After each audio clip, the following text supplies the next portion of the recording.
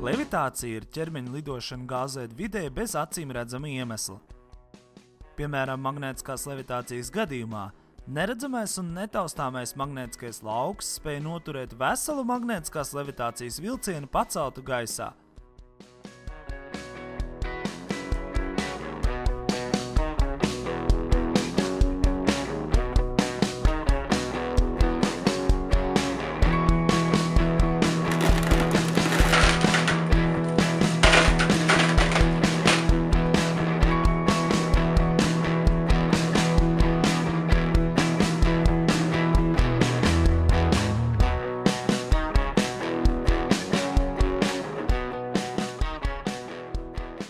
Ja traukā ir iepildīta blīva gāze, tad ziepju burbuļi krīt lejā gaisā un apstājas virs šīs neredzamās blīvās gāzes.